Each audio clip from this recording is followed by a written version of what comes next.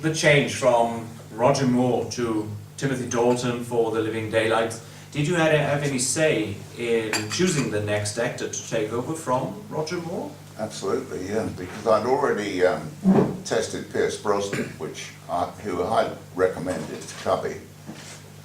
Cubby was a little reluctant about Pierce because he'd been in that series in America, quite a successful TV series. Remington Steele? Remington Steele, and he was still under contract to Mary Tyler Moore. It was an option, but she already said they weren't going to continue with Remington Steele.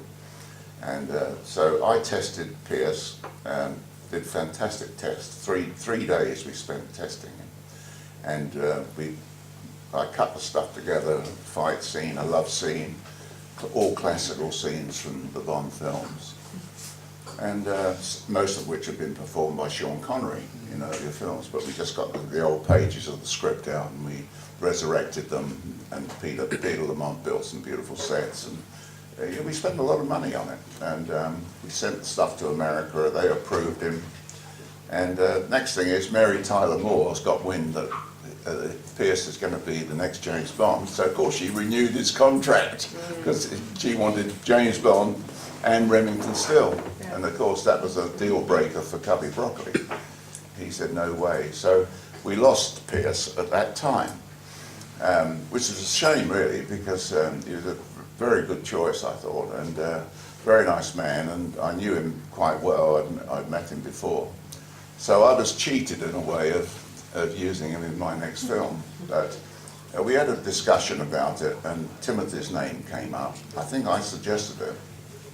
And Cubby said, well, we did consider him many years ago after he'd done Lion in Winter, and he was really top of the tree at that time.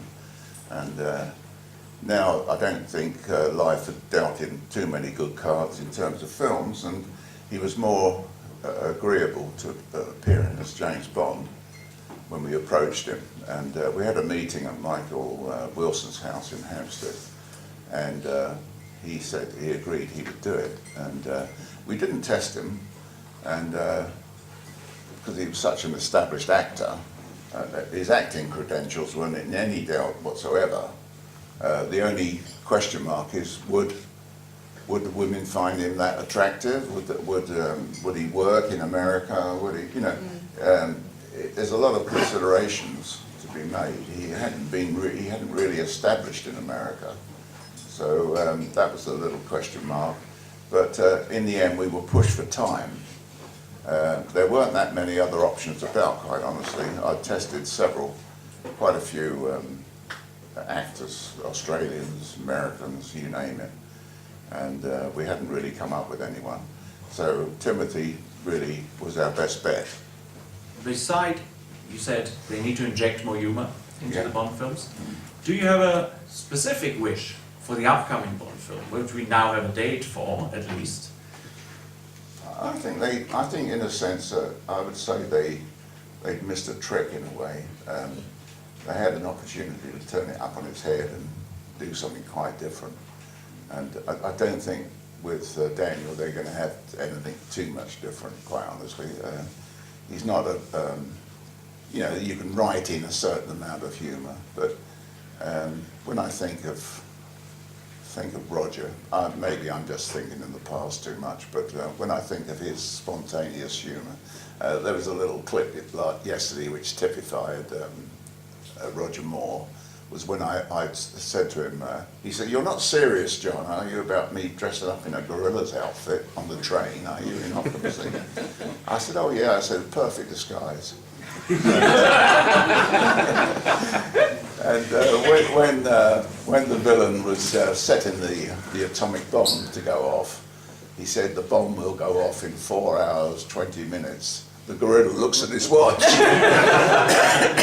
And he did it quite instinctively, Roger. Just his fun, sense of fun, you know. I didn't tell him to do it. It wasn't in the script. He just did it, and we all roared about it. We all fell about laughing. And I had to really do it again because we ruined it by the whole crew laughing at the spontaneity of it. But that kind of gives you an idea of what, you know. It's kind of it's difficult to put a finger on what it is, but it's kind of he's just a fun guy, and tongue in cheek. I mean, sometimes, some of the things I put into that film were straight out of Keystone Cops, you know, like the machine gun in the Mercedes car tyres, and swerving onto the railway track with the Mercedes and going along, and of course you have to meet a train coming the other way then. So all those things I wrote in and developed those scenes, and Roger's eyebrows went higher and higher when he read it. You know. But he was he was just a fun guy, and he never considered himself to be a serious actor. And one morning I came in, and he said, I had dinner with a writer friend of mine last night. He said, and we rewrote this scene. You know, I said, oh, really? He said, have a read of it. And he'd written it all out. Brian Forbes was the writer in question. And I read the scene, and he had his hair and makeup guys who he employed, so they had allegiance to him. And they were all smiling and laughing, you know, as I was reading the script. I put the piece of paper down at the end, and I said, Roger, last night, after a few brandies, it probably sounded very good, but it doesn't stand up to the cold light of dawn. And he just burst out laughing, Roger. He accepted it, you know. But, you know, you have to stick to your guns. I mean, you spend all those months perfecting a scene. You can't throw it away on a whim. You have to, you know, then you lose control of the film, and it finished up being a disaster. And I think they started, on the last Bond, they were rewriting, I heard, on the script. They were like rewriting as they went along. You can't do that. It's a recipe for disaster. You have to have a plan, and you have to go through with it. So, you know, I hope they get themselves better organised. I don't know what the subject's going to be for a Bond film, next one, but I suppose there's someone who'll come up with a good idea. Hope so. Yeah. Hope they have a lot of you. I'm a bit old-fashioned in the sense that I think the director of a movie is obviously every aspect of that movie, right from the blank piece of paper to the finished script, to the actual shooting of the film, the casting, the music, the post-production, the editing, the final cut. It is all part of the director's remit. So that was my understanding, and when I became a director, I didn't want to take anyone's credit away from them. I mean, you know, I was a pretty good editor, you know, on action stuff, particularly, and you know, I promoted my assistant as editor, but I wasn't going to take his credit away from him. I wasn't going to, you know, take his glory away. So I think being director is everything on a film. You know, in terms of a credit, you don't need to steal someone else's credit, do you? So maybe I'm just old-fashioned, but I just felt that that was part of my job. So Michael Wilson and Richard Maybaum, they used to come to a sequence and they say, oh, there's an action scene, a chase or whatever it was, and leave it blank, and then they go on with the next segment, the structure. And I would work in a separate room, and I would try and think of some original idea for action that would fit in with the narrative. And it's hard, it's really hard. And you're not on your own in a sense, because you call in an expert skier, someone like Willy Bodker, you know, maybe he'll come in and we'll talk about a sequence. He suggested, for instance, he said to me once, he said, oh, in Switzerland, he said, there's a lake. He said, where you can ski, you can go down on a snowboard. This is when snowboards first came in. He said, yeah, got this new thing, this snowboard.